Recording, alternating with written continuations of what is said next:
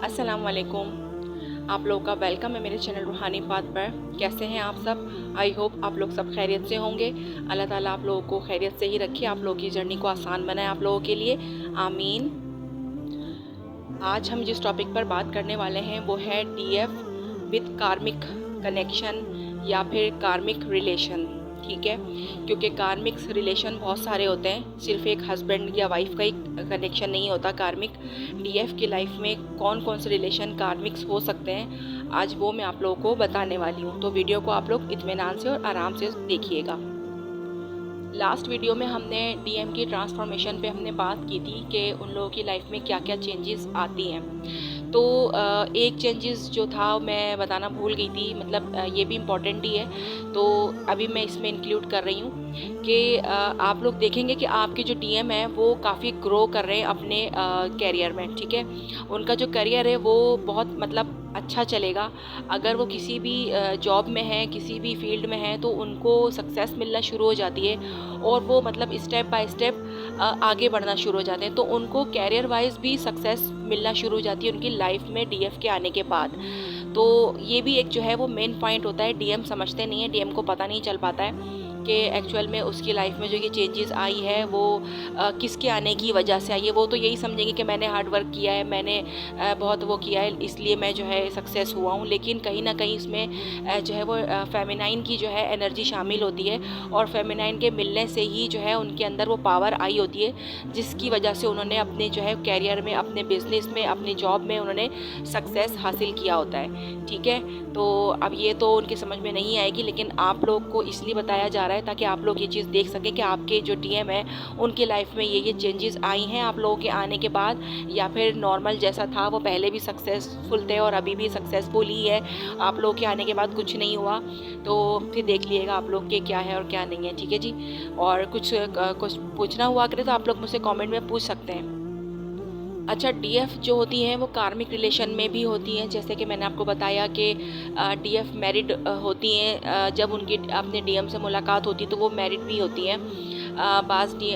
DM married होते हैं, बाज़ डीएफ मैरिड होती हैं, या दोनों ही मैरिड होते हैं। ठीक है, तो यहाँ हम बात डीएफ की कर रहे हैं कि वो अगर मैरिड हैं और वो भी अपने कार्मिक के साथ मैरिड है। ठीक है, कार्मिक रिलेशन तो आप लोग को पता ही है कि वो सिर्फ तकलीफ़ ही देने के लिए होता है, क्योंकि उसने अपने कर्मा रिलीज़ करने होते हैं कि हमारे सोल के साथ उसके कुछ जो है वो शायद हो सकता है कुछ मामला हों ऐसे जो हमारी सोल ने उसकी सोल के साथ जो है वो किया हो। अब आप लोग ये सोचेंगे कि हमारी सोल ने उसकी सोल के साथ कब बुरा किया होगा या कब क्या। हमारे यहाँ तो मतलब ऐसा नहीं होता, क्योंकि हमारे यहाँ तो कोई जन्म वगैरह नहीं होते, ना हम दोबारा कभी पैदा होते हैं, तो बिल्कुल ये बात है। तो अब मैं आपको बताती हूँ कि किस तरह हमारे जो सोल के जो कॉन्ट्रैक्ट होते हैं वो किस तरीके से होते हैं। हमारे यहाँ इस चीज़ से लिया जाता है इस कॉन्सेप्ट को कि जैसे कि हमारे एंसेस्टर्स होते हैं, उनमें उनके साथ उनसे कुछ इस तरह के मामलात रहे होते हैं, उनकी सोल ने कभी कुछ किया होता है किसी के साथ, तो वही समझ लें कि वही जो कर्जा होता है ना वही हमें उतारना होता है। इसीलिए आप लोगों से ये कहा जाता है कि आप लोग एंसेस्टर्स हीलिंग भी किया करें, क्योंकि हमारे एंसेस्टर्स ने जाने क्या गुनाह किया हो, क्या ऐसा कर्म किया हो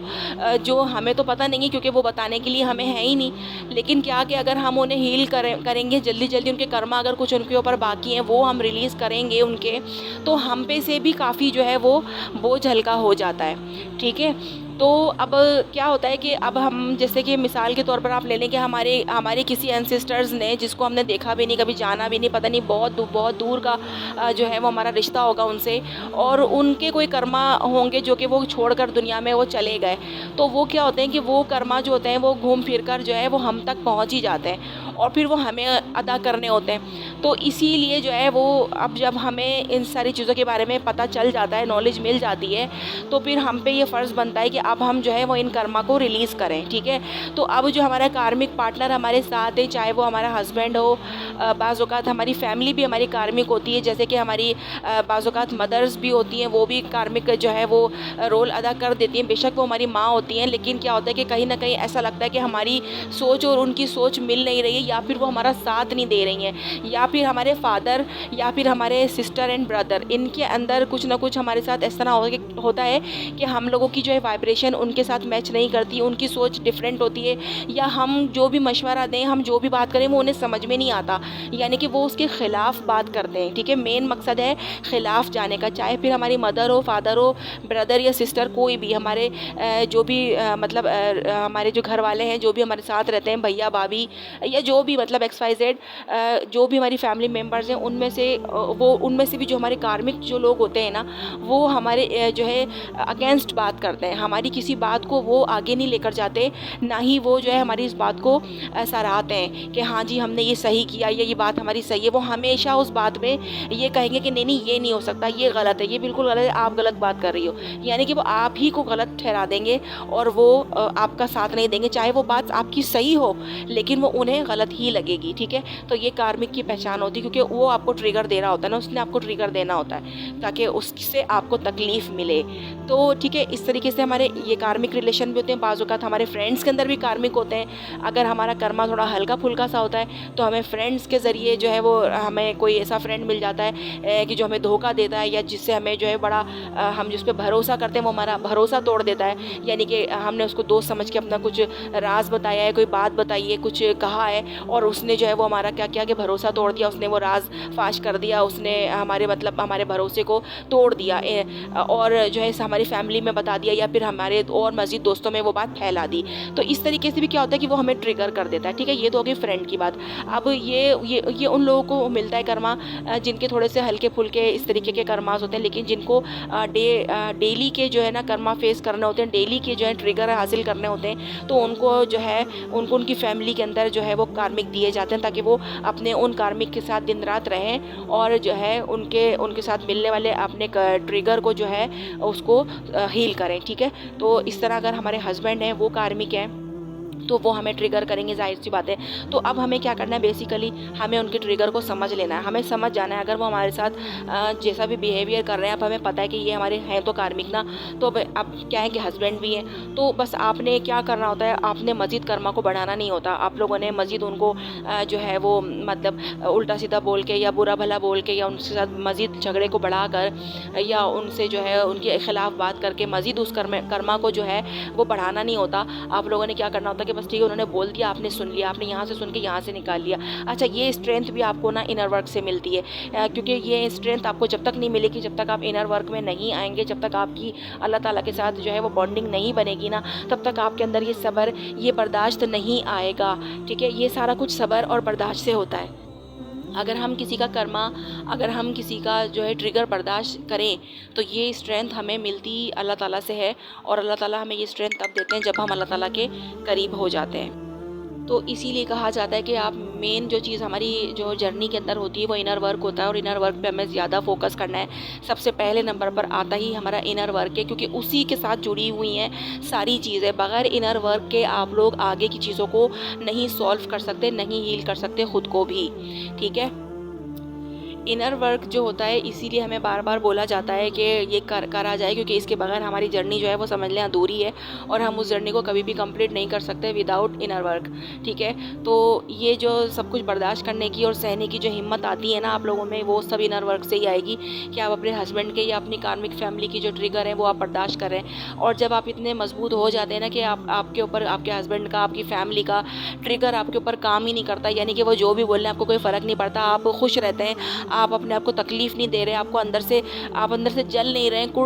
कुड़ नहीं रहे, आप मतलब बिल्कुल नॉर्मल हैं, खुश रहते हैं। उन्होंने बोल दिया तो बोल दिया, यहाँ से सुना यहाँ से निकाल दिया। ये वाली कैफियत जब आप में आ जाते हैं तो सब समझ लें कि आप काफ़ी हील हो चुके हैं, बल्कि काफ़ी क्या हील ही हो चुके हैं। इसलिए क्योंकि जब आप में आपको कोई वो असर ही नहीं हो रहा ना किसी तकलीफ़ का, तो आप समझ जाएँ कि अब आप हील हैं, क्योंकि अब आपको वो ट्रिगर जो है वो ट्रिगर की तरह नहीं लग रहा है। आपने बस सुन लिया, और ना आपको वो बंदे से शिकायत है, ना आपको किसी से कोई शिकायत है। ये नहीं कि आपने सुन तो लिया लेकिन आप अब उससे नेक्स्ट टाइम बात नहीं करेंगे, या फिर आपके दिल में उनके लिए नाराज़गी पैदा हो गई है, या फिर कि इन्होंने मुझे सुबह ऐसे कहा था, मैं अब बात नहीं करूँगी, इन्होंने मेरी बेइज्जती की थी, जो भी था। ठीक है, आप कोशिश करें कि आप जो है ख़ुद इस तरीके के किरदार में आएँ कि जो है वो ख़ुद ब खुद आपकी जो है वो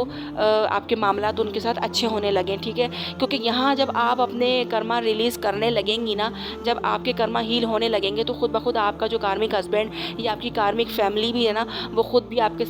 साथ जो है वो सोलमेट की तरह फील जो है सोलमेट की तरह जो है वो ट्रीट करने लगेगी, ठीक है। यानी कि वो आप खुद नोट करेंगे कि यार मेरे जो है ना इनर वर्क करने से और मेरे ये सब कुछ करने से जो है ना मेरी फैमिली पे काफ़ी असर हुआ है कि वो जो है मेरी जो है बातों को अब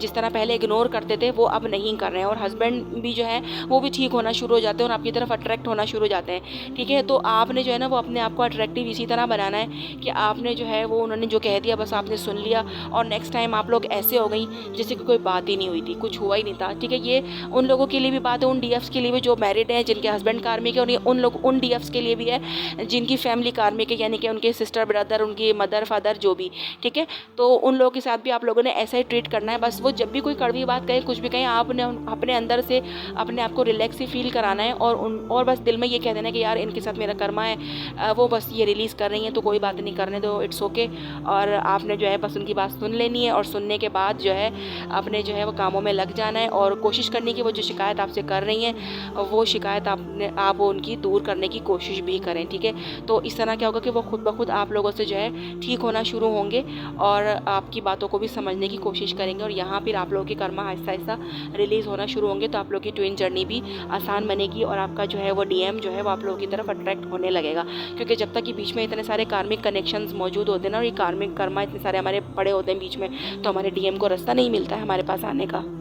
तो जब रास्ता ही नहीं मिलेगा आने का तो वो कैसे आएंगे, हम सोचेंगे कि वो तो आ ही नहीं रहे हैं, हम कब से इंतज़ार कर रहे हैं। तो क्या होता है कि हमारे इंतज़ार करने से कुछ नहीं होता, हमारे काम करने से होता है। तो हमें रास्ते को साफ़ करना होगा, तो जब तक हम रास्ता अपना साफ़ नहीं करेंगे तो तब तक हमारे डीएम नहीं वापस आएंगे, ना ही उनकी अवेकनिंग होगी, ठीक है। उनकी अवेकनिंग भी जब ही होगी ना जब हम लोग बिल्कुल अंदर से हील बैठे होंगे, अपने आप पर फोकस होंगे, खुश होंगे, सेल्फ लव में होंगे, अपनी जो है वो स्टेबिलिटी पर जो है फोकस होंगे, और अपना सारा ध्यान वहाँ से निकाल के अपने वर्क पे लगा देंगे, अपनी दूसरी एक्टिविटीज़ पे लगा देंगे। देन वहाँ पर उनको ट्रिगर मिलना शुरू होगा, उनकी सोल को ट्रिगर मिलेगा और वो अवेकन होना शुरू हो जाएंगे। अदरवाइज़ वो अवेकन भी नहीं होंगे, वो जिसके साथ भी हैं थर्ड पार्टी में या जहाँ पे भी हैं वो उसके साथ ही मगन रहेंगे और खुश भी रहेंगे, क्योंकि उनको उनकी अवेकनिंग ट्रिगर ही नहीं हुई है ना। जब तक उनकी अवेकनिंग को आप लोग ट्रिगर नहीं करेंगे तब तक जो है वो कुछ हो नहीं सकता। वो फिर खाली फील करें या भरा हुआ फील करें, कुछ भी फील करें, वो उसको नज़रअंदाज करते चले जाएंगे, उनको